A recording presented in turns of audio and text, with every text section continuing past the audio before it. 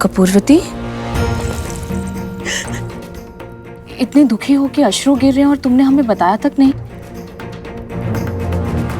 बताओ क्या बात है? दासी के जीवन की समस्याओं में अपना समय नष्ट न करें महारानी। कपूरवती, आपके उद्यान भ्रमण का समय हो रहा है महारानी। मैं पंखा झलने वाली को बुलाती हूँ। केवल दासी नहीं हो तुम, हमारी बहन जैसी हो, और तुम जानते हो कि हम तुम्हें ऐसी अवस्था में नहीं देख सकते हैं।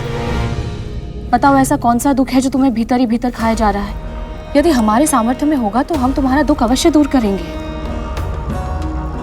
जो मैं चाहती हूँ महारानी वो संभव नहीं है। वो सब हम पर छोड़ दो, केवल अपने मन की बात बताओ। दीदी, बचपन से ही मैंने एक स्वप्न देखा है।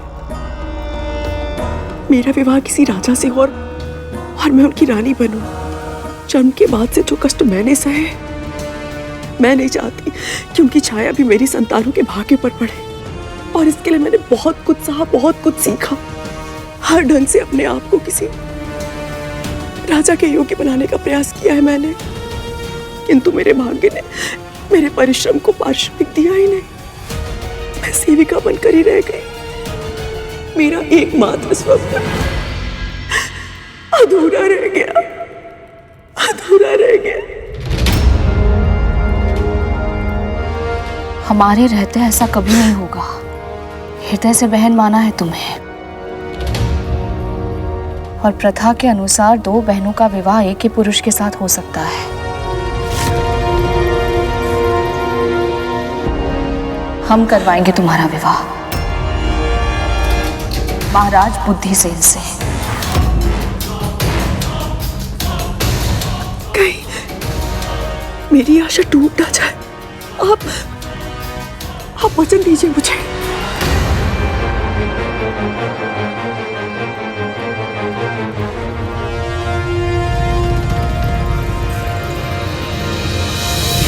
वचन देते हैं हम तुम्हें, तुम शीघ्र ही रानी बनोगी।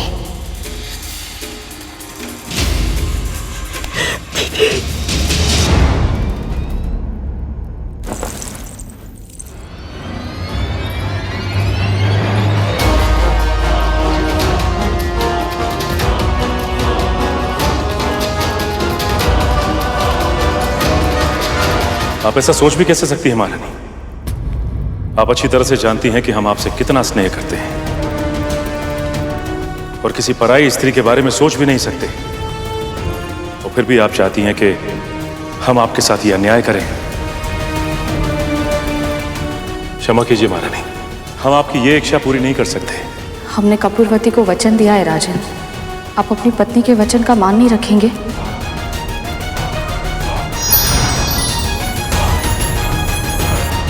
देवी कपूरवती का स्वभाव तो बिल्कुल माता कद्रू की तरह है, जो अपने हित के लिए किसी का भी अहित कर सकती है। तो राजा बुद्धिसेन से विवाह करने के बाद कपूरवती जब रानी बन गई तो क्या हुआ?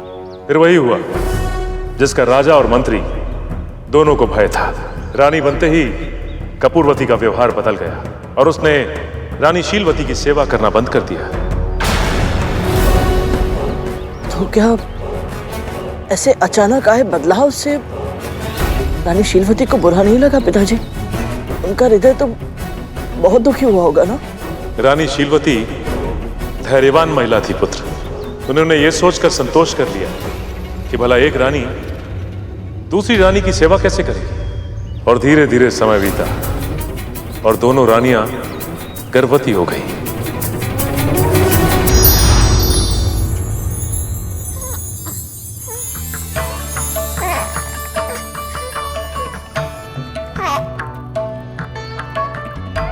क्षमा छोटी रानी, आपका पुत्र गर्भ में ही प्राण त्याग चुका था।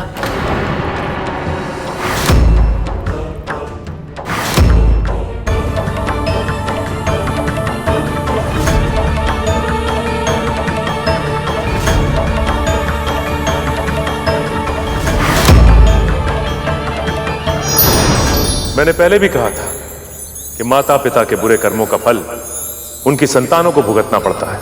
इनके साथ भी वैसा ही हुआ। रानी शीलवती के गर्भ से एक के बाद एक स्वस्थ पुत्र जन्म लेते रहे, और कपूरवती बार बार मृत संतानों की मां बनती रही। पर इतना सब होने के बाद भी उसे अपनी भूल का आभास नहीं हुआ और समय का चक्र अपनी गति से घूमता रहा। कपूरवती के मन में ईर्ष्या की भावना और प्रबल होती गई और धीरे धीरे कितने वर्ष बीत गए और रानी शीलवती के पुत्र सुंदर नवयुवक बन चुके थे और कपूरवती के भीतर की अच्छाई उसकी बुराई के सामने पूरी तरह हार चुकी थी। एक दिन जब जीवित पुत्री का व्रत था, उसने एक भीषण षड्यंत्र रचा।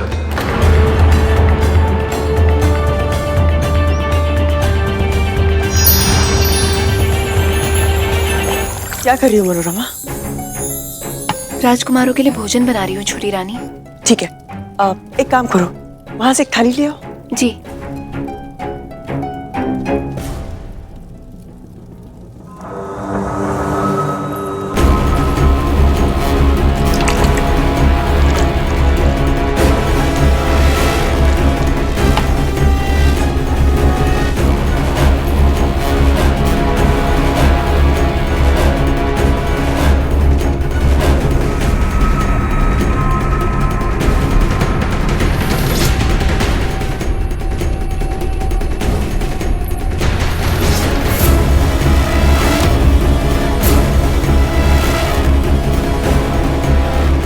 राजकुमार, क्या हुआ राजकुमार? कोई अतिशीघ्र राजवैद्य को बुलाइए, कोई राजन को सूचना दीजिए।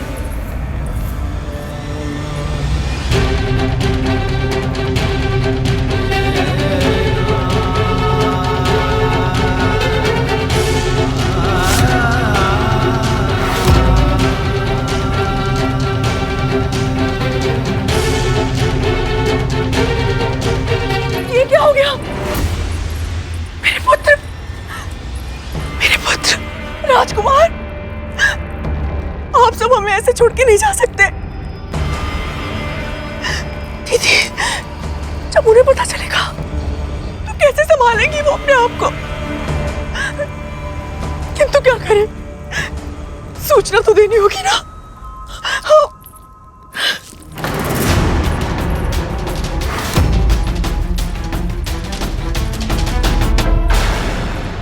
ओम विष्णवे नमः।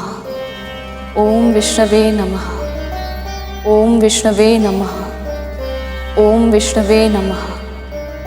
ओम विष्णवे नमः। ओम विष्णवे नमः। ओम विष्णवे नमः। ओम विष्णवे नमः। ओम विष्णवे नमः। ओम विष्णवे नमः। दीदी, ओम विष्णवे नमः। ओम दीदी, आपके विष्णवे पुत्र नमः।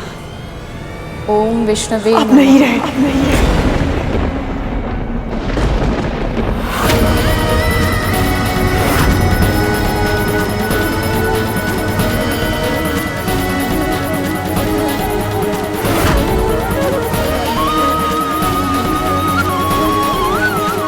ओम विष्णवे नमः। ओम विष्णवे नमः।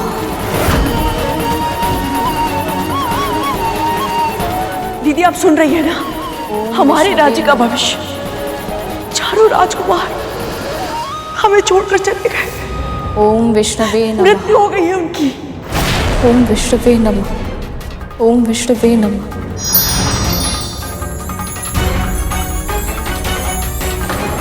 परंतु पिताजी, रानी शीलवती ने तो कोई अनुचित कार्य नहीं किया था, फिर उनके साथ ऐसा अत्याचार क्यों? तुम्हारी तरह ये प्रश्न अनेक व्यक्तियों के मन में आता है। उन सभी को लगता है कि वो तो धर्म के अनुसार ही आचरण करते, सबके साथ अच्छा व्यवहार करते, तो फिर उनके साथ अनुचित क्यों होता है? किसी भी वस्तु को पाने के लिए उन्हें दूसरों की तुलना में अधिक श्रम क्यों करना पड़ता है? ऐसी स्थिति में उनके सामने दो ही विकल्प होते हैं, या वो अपना अच्छाई का कठिन मार्ग छोड़कर आसान मार्ग चुन लें,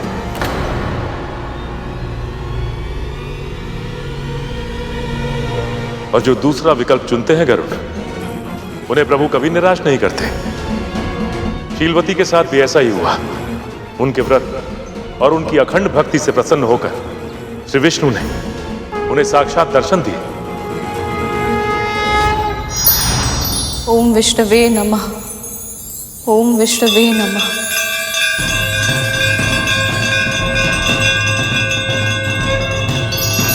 ओम विष्णुवे नमः।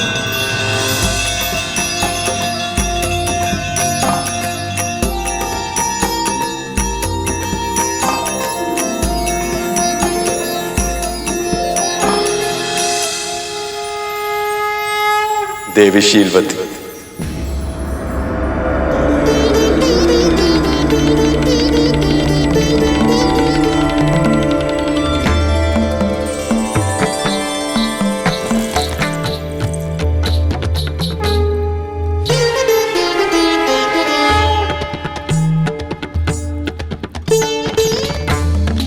जीवित पुत्रिका व्रत के प्रति तुम्हारी अटूट निष्ठा देखकर मैं प्रसन्न हूं।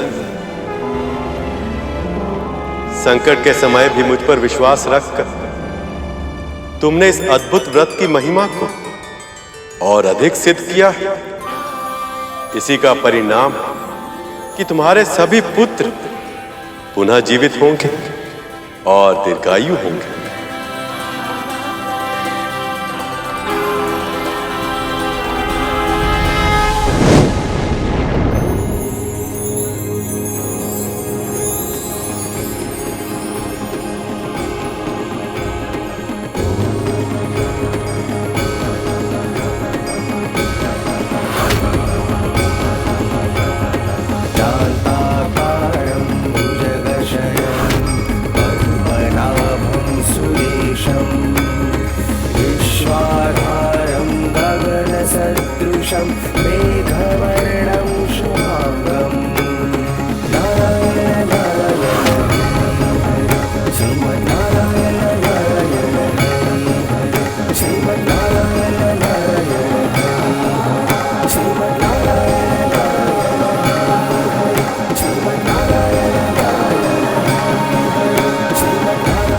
कपूरवती, पिछले जन्म में सियार के रूप में तुमने इस व्रत का संकल्प किया था, पर बीच में ही तोड़ दिया।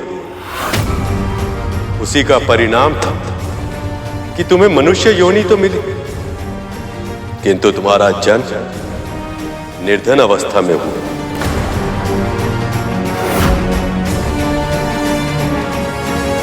उसके बाद भी तुमने इस जन्म में अनेक पाप किए, जिसके फल स्वरूप तुम्हारी सभी संतानों ने तुम्हारे गर्भ में ही प्राण त्याग दी।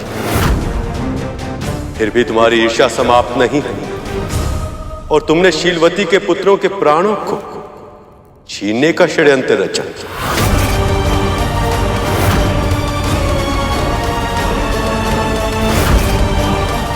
किंतु उनके मातृत्व की शक्ति के कारण तुम्हारा यह षड्यंत्र असफल हुआ।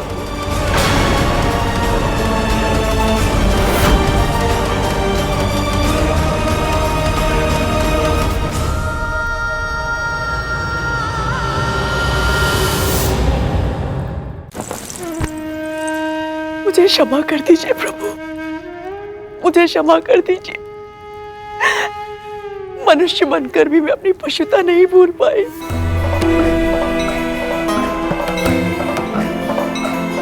जिसने मेरा जीवन संवारा, मैंने उसी की गोद उजाड़नी चाहिए। बहुत बड़ा अपराध हो गया मुझसे। क्षमा कर दीजिए प्रभु, क्षमा कर दीजिए। सच्चे हृदय से किया गया पश्चाताप ही तुम्हें तुम्हारे पापों के बोझ से मुक्त कर सकता है। अब से अपना संपूर्ण जीवन धर्म के मार्ग को समर्पित कर तुम्हारा कल्याण होगा।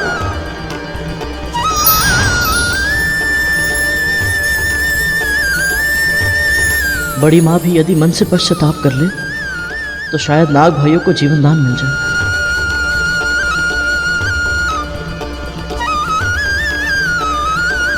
पिताजी की इस कथा ने मुझे इतना मोहित किया है कि मुझे इसके पात्र अपने लगने लगे हैं। स्वामी, मुझे भी जीवित पुत्र का व्रत करना है। मुझे विधि बताइए आप।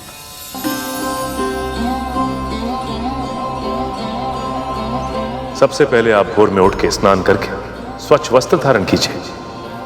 उसके बाद कुशा से बनी प्रभु की प्रतिमा को पुष्प, दीप, चावल आदि अर्पण कीजिए। और आप चाहें तो प्रभु की प्रतिमा मिट्टी या गोबर से भी बना सकती। उसके बाद चील और सियार की मूर्ति बनाकर उनके माथे पर लाल सिंदूर का टीका लगाएं। उसके साथ ही देवी को 16 पेड़े और 16 दूब की मालाएं, 16 गांठ का धागा और श्रृंगार का सामान अर्पित कीजिए। फिर आप जीवित पुत्रिका की व्रत कथा सुनिए या कहिए। इस प्रकार जो भक्त इस व्रत को विधि विधान से करते हैं, उनकी सारी मनोकामना पूर्ण होती है। इस व्रत को अश्विनी माह के कृष्ण पक्ष की अष्टमी तिथि को किया जाता है। सप्तमी को नहाय खाए होता है। फिर अष्टमी को निर्जला व्रत रखने के बाद नवमी को सूर्य को अर्घ देकर प्रभु की पूजा की जाती है। और फिर ब्राह्मण को दान देने के बाद मड़ुए की रोटी, नोनी का साग और झोर भात खाकर इस व्रत का समापन किया जाता है। ये बहुत ही कठिन व्रत है कद्रू। इसका पालन केवल तन से नहीं, मन, कर्म, वचन से भी करना पड़ता है। यदि आप इसे सफलतापूर्वक कर पाई तो इन घायल नागों का कल्याण अवश्य होगा।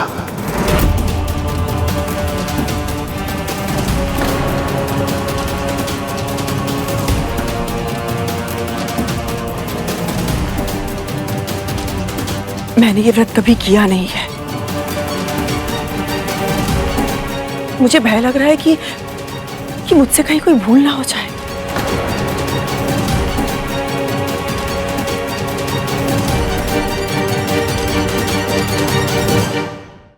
कोई भूल नहीं होगी आपसे। मैं भी आपके साथ ये व्रत रखूंगी।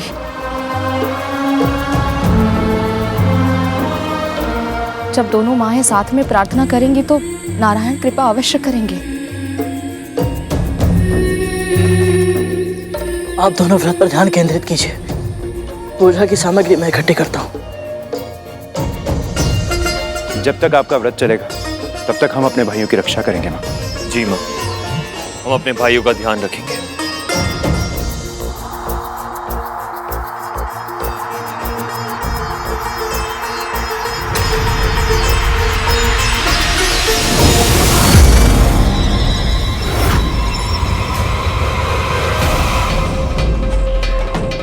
एक और इस व्रत का पालन करने में कद्रू के मन में अभी से असमंजस है, और दूसरी ओर यमदूत सांपों के प्राण हरने के लिए प्रतीक्षा कर रहे हैं। मैं आशा करता हूं कि इस व्रत को कद्रू विधि विधान से कर पाए।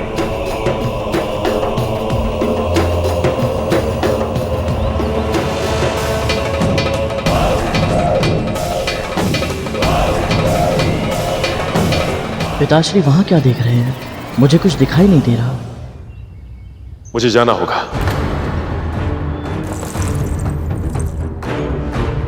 प्रणाम स्वामी।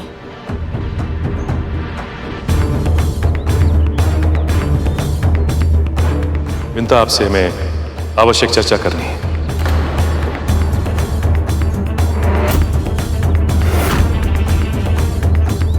तनिक साथ आइए। जी।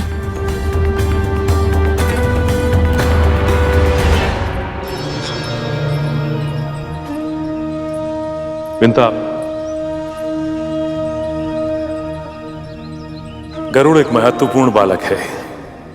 उसका जन्म एक बड़े उद्देश्य के लिए हुआ है। अब उसका दायित्व और भी बढ़ने वाला है। इसलिए आपको निश्चित करना है कि वो कर्म और परिवार दोनों के बीच में संतुलन बना पाए, क्योंकि अब शीघ्र ही गरुड़ को एक बहुत महत्वपूर्ण कार्य सौंपा जाएगा। कौन सा कार्य स्वामी? प्रभु विष्णु और मां लक्ष्मी को मिलाने का कार्य।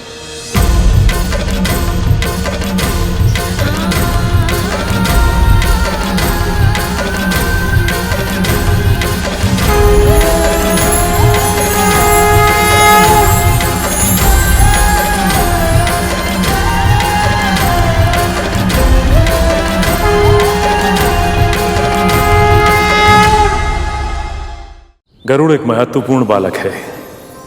उसका जन्म एक बड़े उद्देश्य के लिए हुआ है। अब उसका दायित्व और भी बढ़ने वाला है, क्योंकि अब शीघ्र ही गरुड़ को एक बहुत महत्वपूर्ण कार्य सौंपा जाएगा। कौन सा कार्य स्वामी? प्रभु विष्णु और मां लक्ष्मी को मिलाने का कार्य।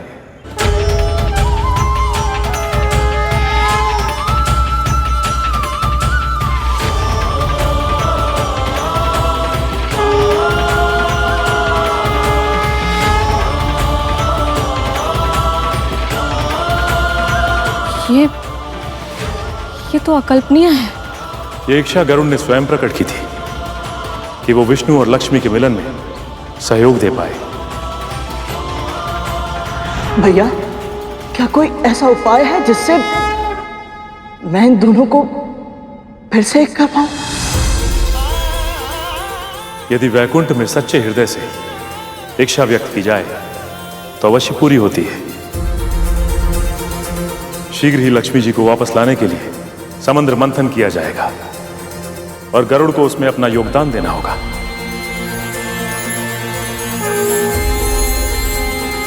और उसके लिए यह कार्य कर पाना बहुत कठिन होगा विंता, और विशेष रूप से तब जब आप दासी हैं। उसका मन, मस्तिष्क, हृदय, यहां तक कि आत्मा भी सदैव आपके साथ ही रहता है। और आपकी मुक्ति भी समुद्र मंथन के बाद ही संभव हो पाएगी। इसके अतिरिक्त समय आने पर गरुड़ की कुंडलिनी शक्ति भी जागृत होगी, जो उसे सर्वशक्तिमान बना देगी। और उसके बाद ही वो बन पाएगा संपूर्ण धर्म योद्धा।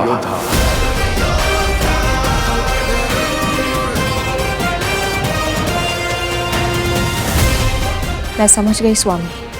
सृष्टि के जिन उद्देश्यों के लिए मेरे पुत्र का जन्म हुआ है, उसे उन सभी के योग्य बनाने के लिए जो आवश्यक होगा मैं सब करूंगी।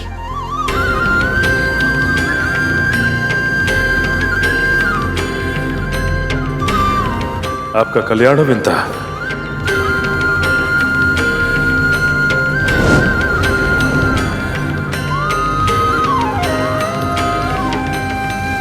गरुड़ कहाँ गया ये?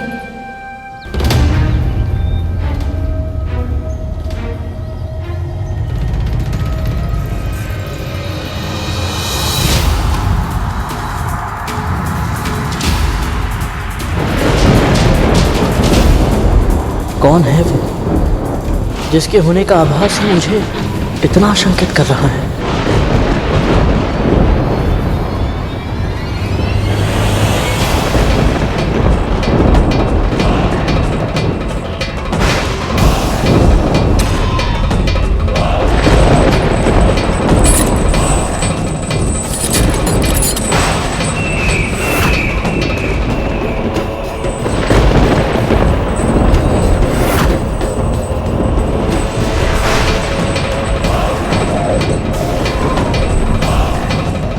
कौन है ये रहस्यमयी छाया और यहाँ इनकी उपस्थिति का क्या कारण है?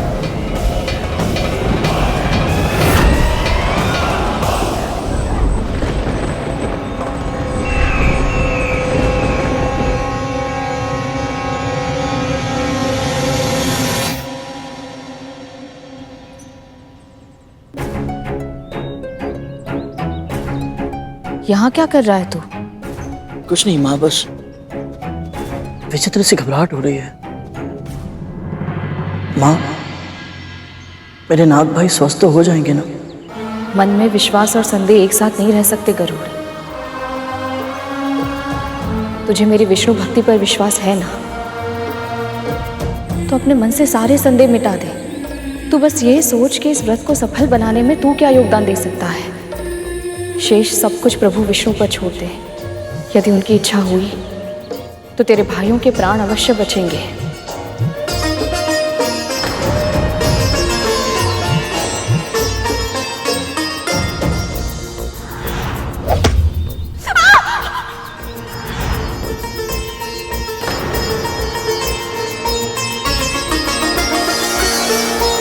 माँ,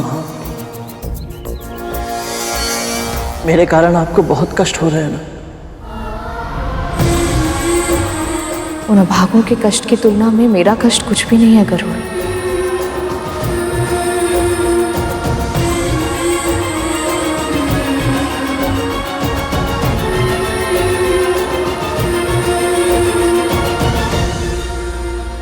माँ का व्यवहार कुछ विचित्र सा लग रहा है। निश्चित ही वो मुझसे निराश है, क्योंकि नागों की ये अवस्था मेरे कारण हुई है। हे प्रभु, शीघ्र ही मेरे नाग भाइयों को स्वस्थ कर दीजिए। मेरी प्रार्थना सुन लीजिए प्रभु।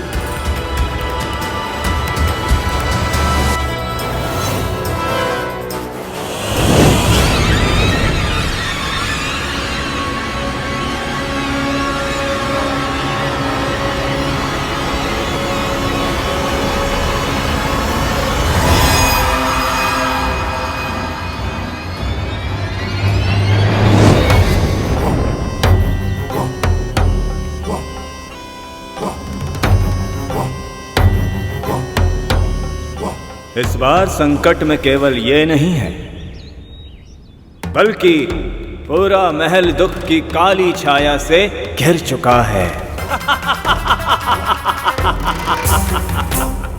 और इसका कारण है वो गरुड़। मुझे शीघ्र ही ये सूचना माता को देनी होगी।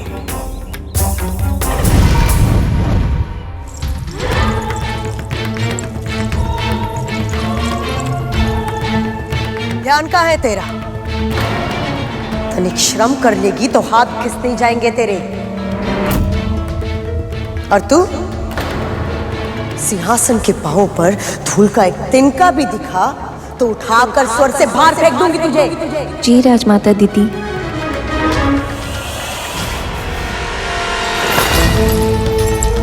इतने वर्षों तक हमने देवराज इंद्र के लिए सिंहासन को स्वच्छ किया है, परंतु उनसे भी कभी ऐसे वचन सुनने को नहीं मिले और कभी सुन भी नहीं पाएंगे।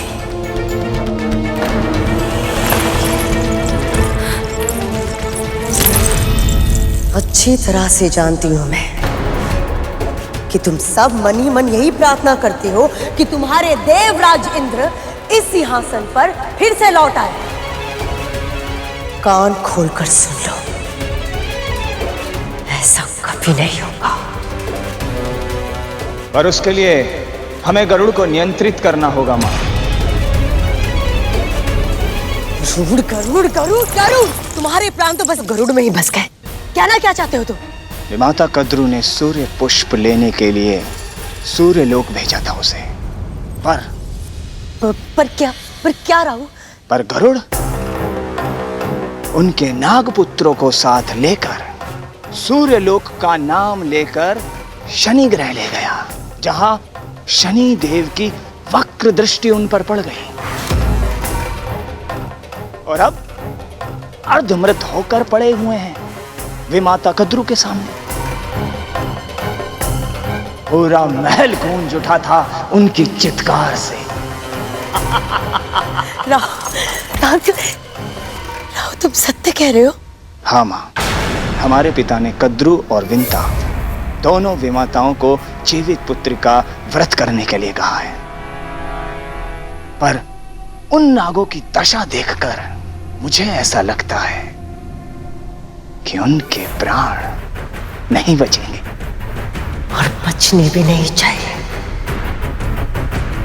यदि उसके नागपुत्र यमलोक पहुंच गए तो कद्रू और उसके अन्य नागपुत्र गरुड़ को नहीं छोड़ेंगे।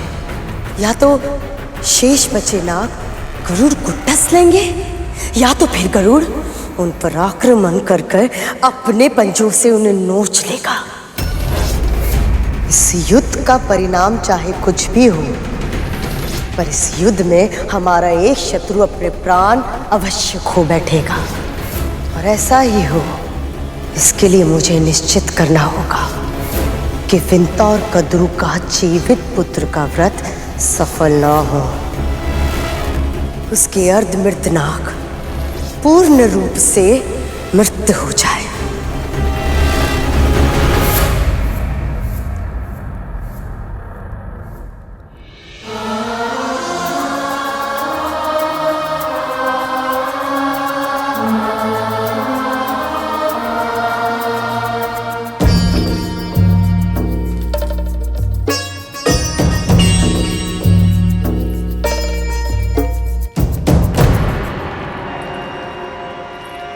क्या हो रहा है यहाँ?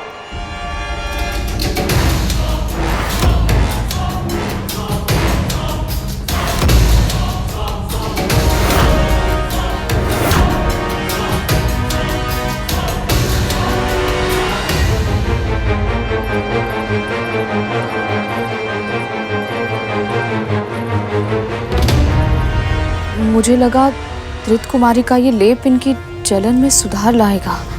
कितने निर्लज हो तुम दोनों महापुत्र। पहले स्वयं घाव दिए, अब उन्हीं घाव पर स्वयं लेप भी लगा रहे हो। और क्या होगा इस लेप से?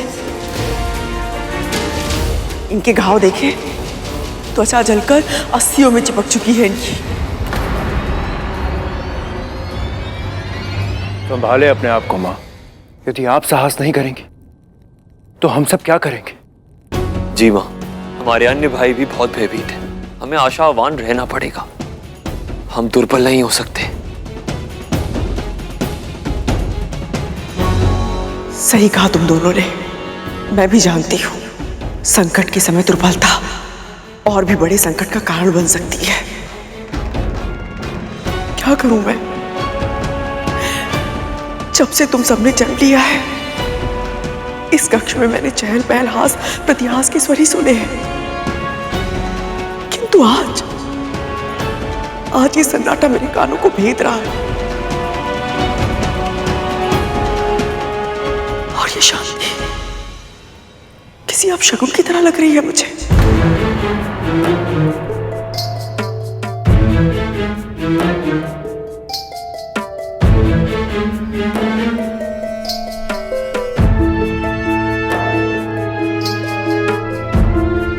दे मुझे।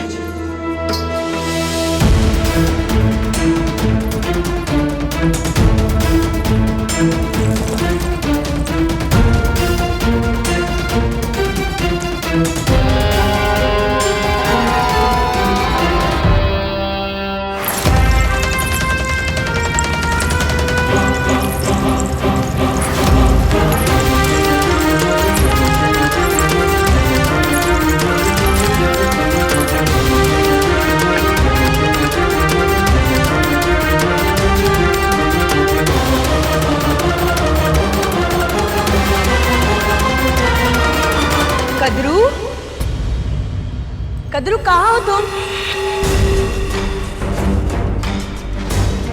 अरे पुकार तो दो, वरना इतने बड़े महल में तुम्हें ढूंढते ढूंढते यही सुबह से संध्या हो जाएगी।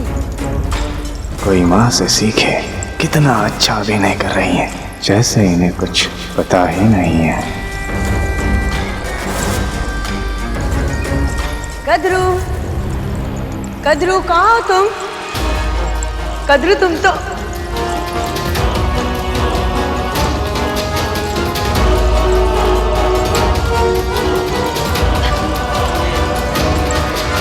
क्या बात है, आज पूरा परिवार इकट्ठा है। कोई शुभ अवसर है क्या?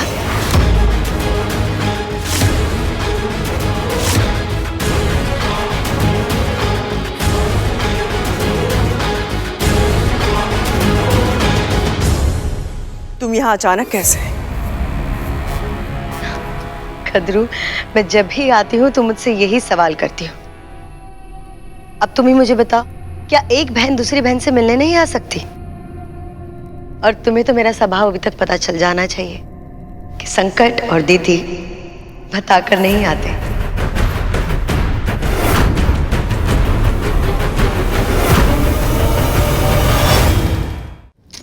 वो छोड़ो, मैं तुम्हारे लिए विशेष व्यंजन लेकर आई। ये स्वर्ग का सबसे स्वादिष्ट व्यंजन है और पूरी सृष्टि में ना इससे स्वादिष्ट व्यंजन तुम्हें कहीं नहीं मिलेगा। बातों में बताना ही भूल गई कि मैं एक शुभ समाचार देने आई थी। वो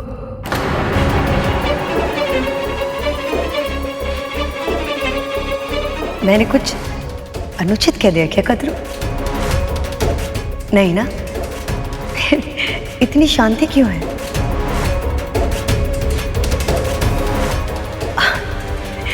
वो तुम्हारे शेष पुत्र किधर है? उनसे कहो कि उनकी दीदी माँ है।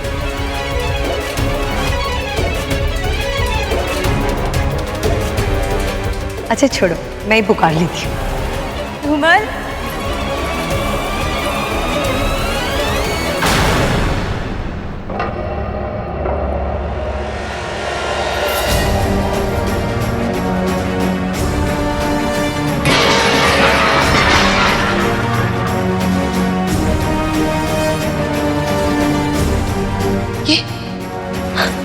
ये क्या हुआ इनके साथ?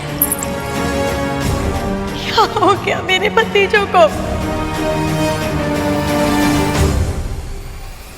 किसने की? किसने की मेरे भोले भाले बच्चे की ऐसी दशा? कद्रू, क्या हुआ मेरे भतीजों को? बिल्कुल मृत समान हो चुके, क्या हुआ इन्हें? कोई कुछ जवाब क्यों नहीं देता?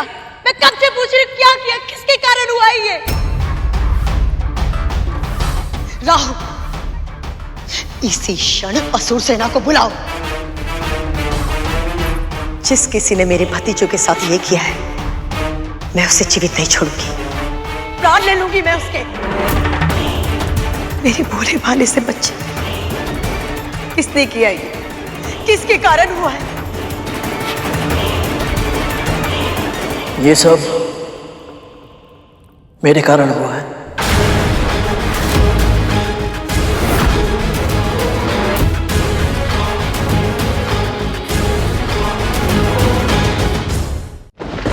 तेरे कारण? एक दास होकर तूने अपने स्वामियों पर आक्रमण किया? साहस कैसे हुआ तेरा?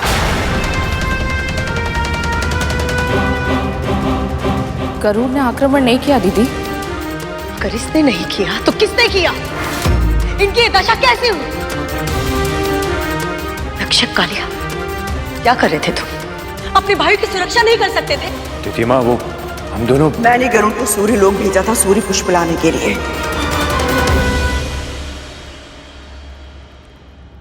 किंतु मेरे पुत्र भी उसके साथ चले गए और गरुड़ के पंखों के स्थान पर तुम्हारे पुत्र चल गए। क्यों कद्रू? क्यों किया तुमने ऐसे? क्यों जाने दिया अपने पुत्र को? तिथि माँ, हमें तो पता ही नहीं था।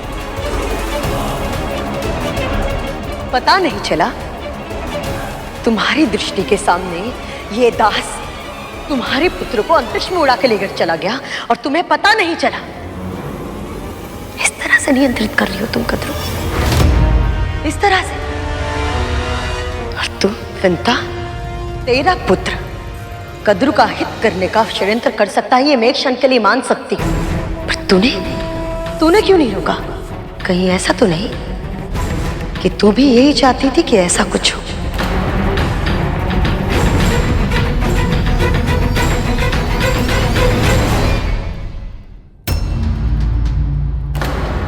नहीं, मां ऐसा सोच भी नहीं सकती। संभव है, और ये भी संभव है कि इसने सबके मस्तिष्क में ऐसी छवि इसलिए बनाई हो ताकि ये कोई भी षड्यंत्र करे और कोई कल्पना भी ना कर पाए कि ये ऐसा सोच सकती है। कद्रू, तुम्हें नहीं लगता कि तुमने एक दासी पर अधिक ही विश्वास कर लिया है? कद्रू मेरी बहन, मुझे तो इस बात की चिंता हो रही है कि अब तुम क्या करोगी? तुम्हारे पुत्र को देखो, मुझे तो भाई लग रहा है कि ये जीवित भी हो पाएंगे या नहीं। दीदी,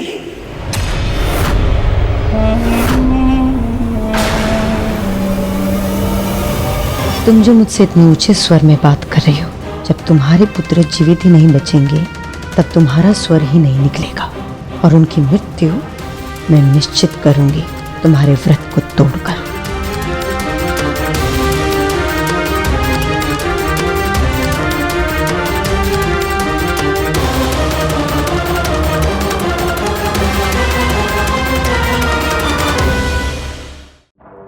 हमारे पुत्र को देखो, मुझे तो भाई लग रहा है कि ये जीवित भी हो पाएंगे या नहीं। दीदी,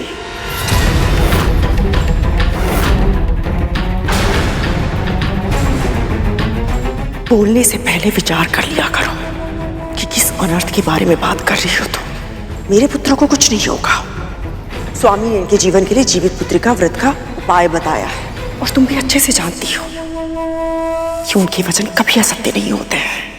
कदर, तुम सही कह रही हो, पर मेरी बहन ये व्रत बहुत कठिन है।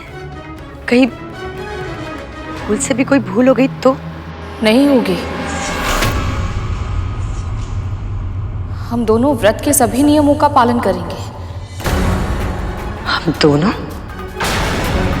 तू ये व्रत क्यों करेगी?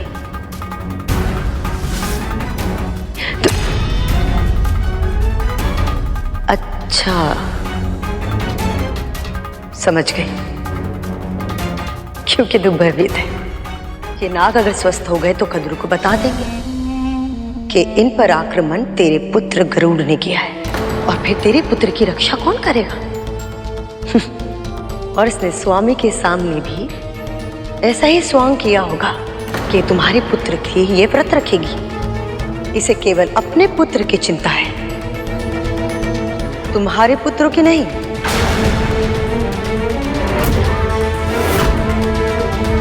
परंतु दीदी माँ, गरुड़,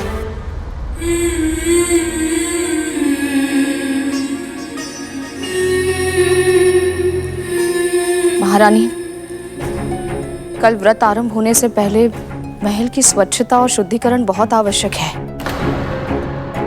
भूल से भी यदि कोई अपवित्र वस्तु महल में रह गई तो व्रत भंग हो जाएगा।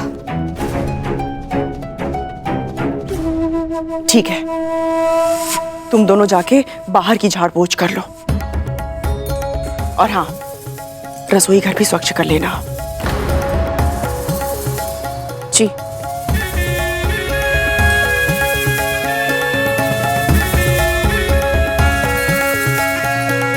और सुनो,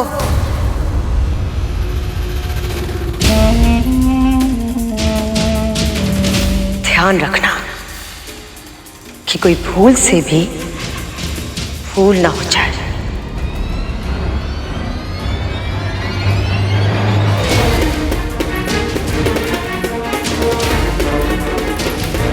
मुझे लगता तो नहीं था, सच में तुम्हारा हृदय कितना कोमल है। उस दिन तुमने मेरे पुत्र महाराज बलि से गरुड़ की रक्षा की, और आज कद्रू, तुम्हारे पुत्र को भीषण पीड़ा की अवस्था में देखकर भी तुम इन दोनों पे विश्वास कर रही हो? नहीं कद्रू, अगर मैं तुम्हारे स्थान पर होती तो मैं ऐसा कभी नहीं करती।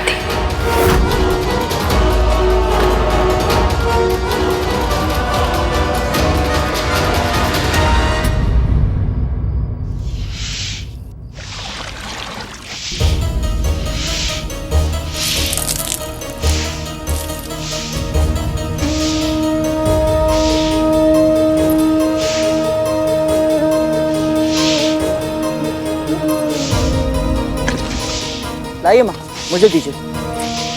नहीं, रहने दे, मैं स्वयं कर लूंगी।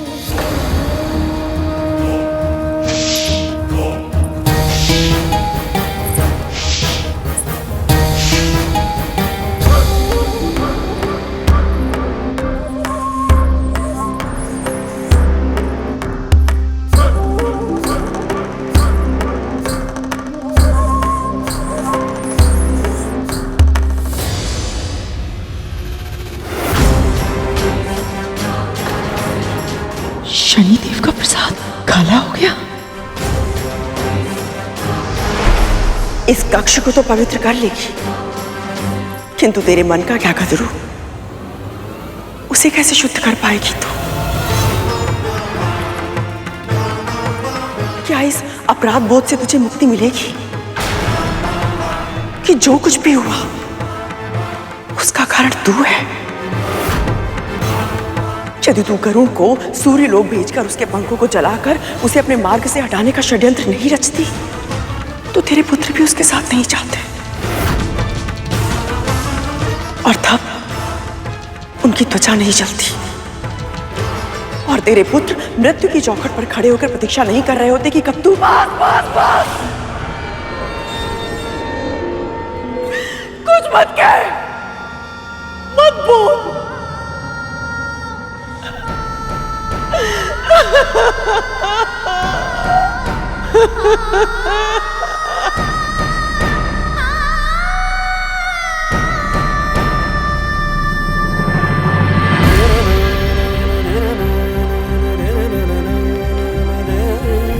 कालिया, क्यों सता रहे हो इन्हें? दे दोगे? आप बोलते हो तो दे देता हूं। लो।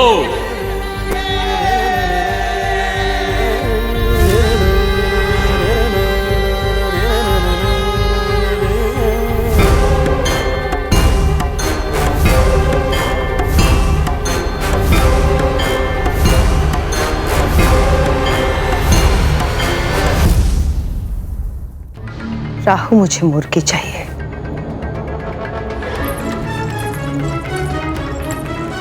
और मुर्गी पकी हुई चाहिए। और हाँ, ध्यान रखना, विंता और गरुड़ को इस बात की भनक भी लगनी चाहिए। अच्छा, बस अभी गया और अभी आया माँ।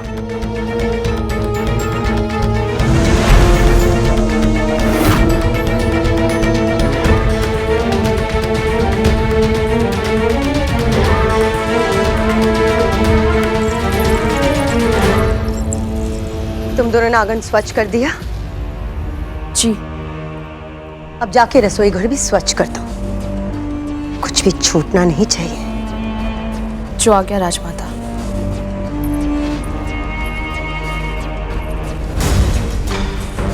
वैसे तुम्हारे रसोई घर को स्वच्छ करने का कोई अर्थ नहीं होगा, क्योंकि तुम्हारे उस स्थान को अशुद्ध करने की योजना मैं पहले ही बना चुकी हूँ।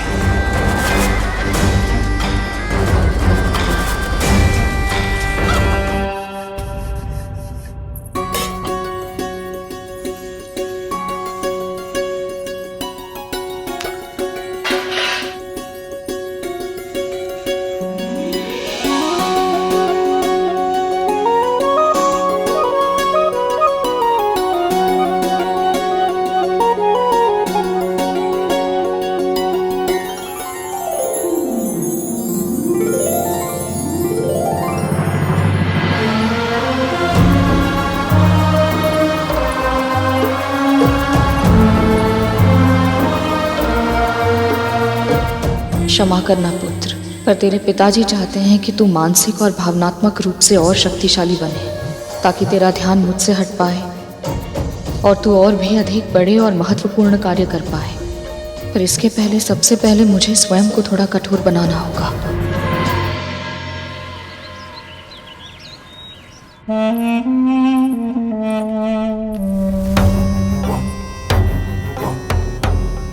बहुत बढ़िया, अब इसे वहां पे रख दो।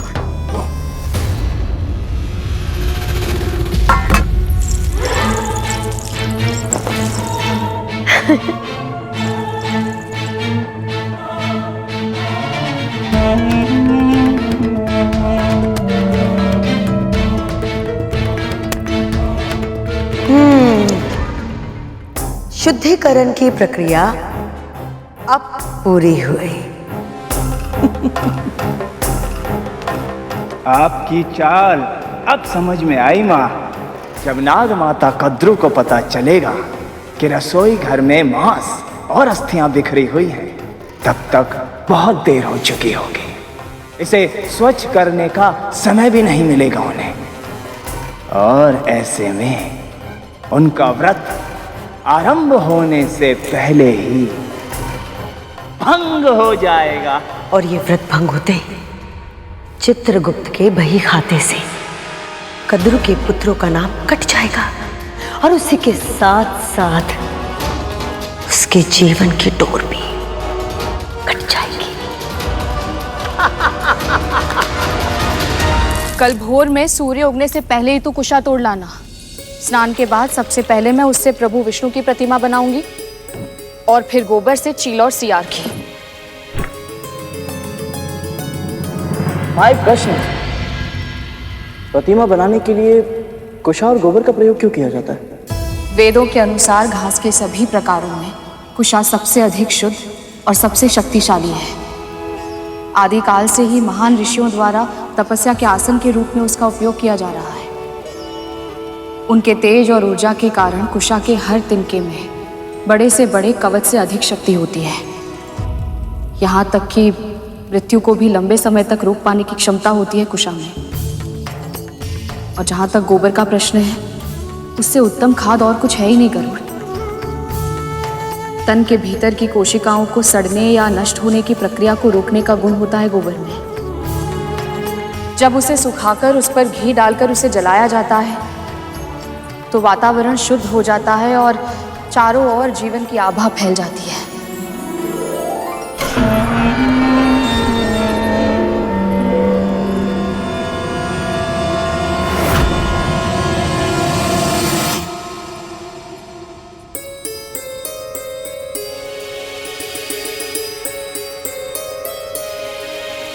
तूने कुछ खाया है क्या? नहीं माँ। हाँ, ये सूर्यदेव ने जो शहद दिया था बस उसी का सेवन किया माँ। तो फिर ये मांस की दुर्गंध कैसी है? कहाँ से आ रही है? हाँ माँ, ये गंध तो मांस की है, परंतु हम तो पूरे महल की झाड़ पोछ कर चुके हैं। पर कार्य समाप्त नहीं हुआ। यदि सूर्योदय तक महल के किसी भी कोने में एक भी अस्थि रह गई तो व्रत आरंभ होने से पहले ही भंग हो जाएगा।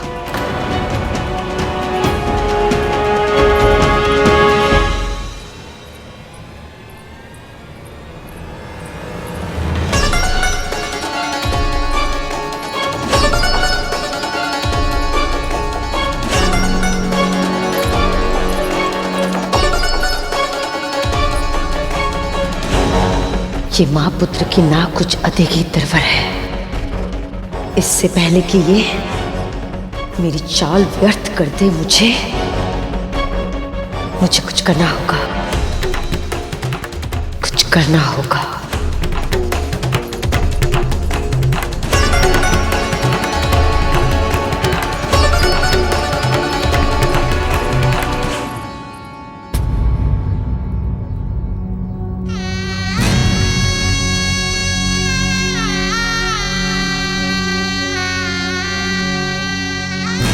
देखिए माँ, हम आपके लिए क्या लाए हैं। दुनिया के सबसे अनोखे, दुर्लभ और मूल्यवान।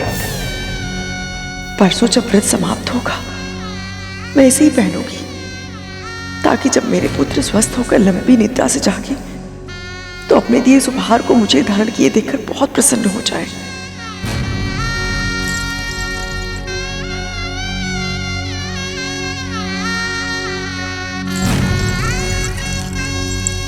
वाह, विश्वास करना तो कोई तुमसे सीखे। तुम यहाँ आभूषण चुन रही हो और वहां वो विंता और गरुड़। क्या हुआ? क्या हुआ?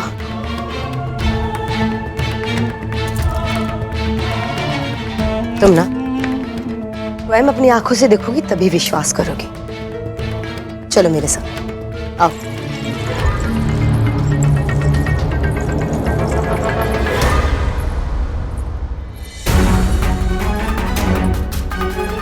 अस्थियों की गंध तो यहीं से आ रही है, पर यहाँ तो सब स्वच्छ ही है। अवश्य ही हमें कोई भ्रम हुआ होगा। एक क्षण में।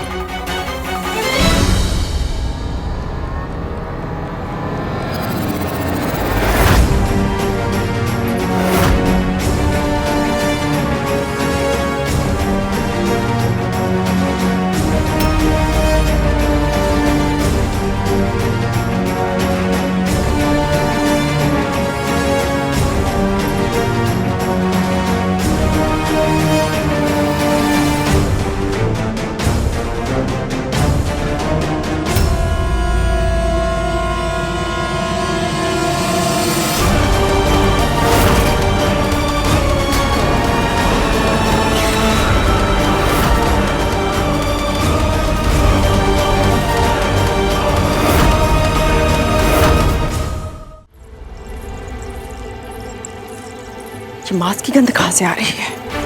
तुम्हारे पुत्र तो कुछ खाने से रहे और विंता तो शाकाहारी है। मेरा पेट तो पहले से भरा हुआ है। तो फिर कौन हो सकता है जो गरुड़?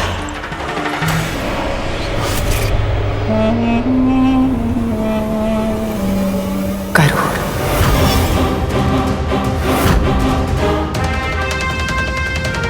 माँ,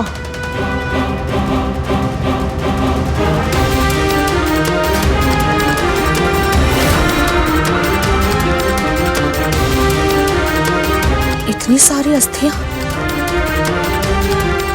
कहाँ से आई? मेरे पुत्र गजासुर और सिंह मुखम को तो जीवित ही निकल गया था। स्वयं विचार करो कद्रू, इस पक्षी के लिए व्रत करना, भूखे रहना संभव है?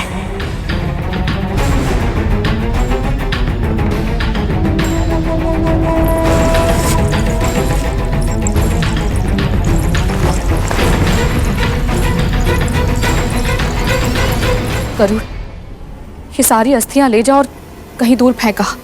जी माँ।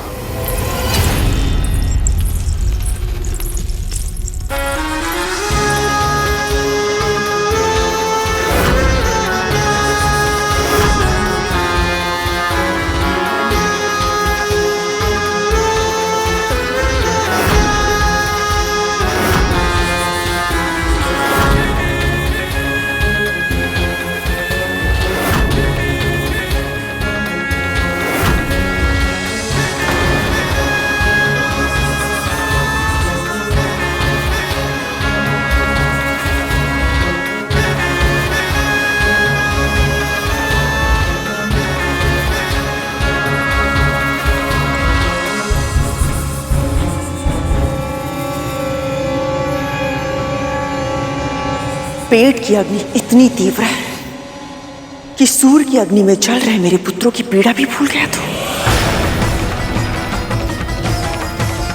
इस स्थिति में तुझे भूख भी कैसे लग सकती है? नहीं महारानी, इनका सेवन मैंने नहीं किया है। तूने नहीं किया तो कि मैंने किया है।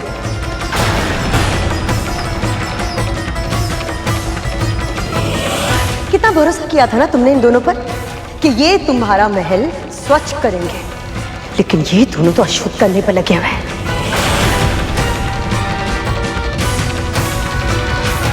ताकि तुम्हारा व्रत सफल ना हो और इन दोनों को तुमसे प्रतिशोध लेने का मौका मिल जाए, है ना? असत्य कहकर आप इस महल का अपवित्र कर रही हैं दीदी माँ।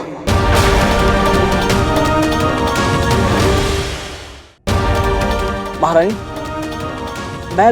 मैं मानता हूं कि आप यही मानती है कि आपके पुत्रों की स्थिति मेरे कारण हुई है, और कहीं ना कहीं मैं स्वयं को दोषी मानता हूं।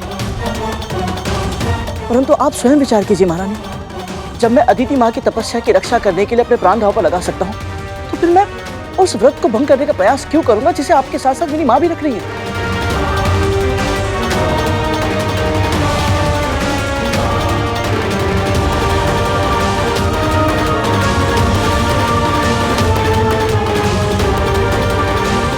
ये सब तो बस करूं, अब और कुछ नहीं कहेगा तू।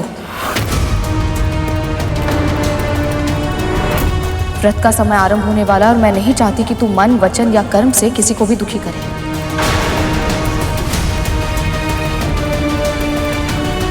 परंतु स्मरण है ना, व्रत में जितना महत्व स्थान शुद्धि का है, उतना ही तन और मन का शुद्ध होना आवश्यक है।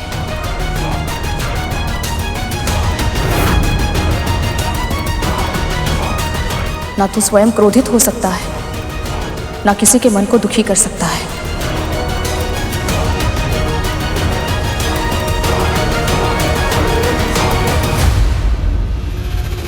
इस स्थान को फिर से स्वच्छ कर लो। और हाँ, गंगा जल छिड़क देना।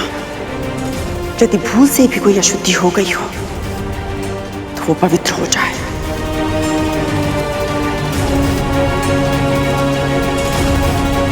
कदम,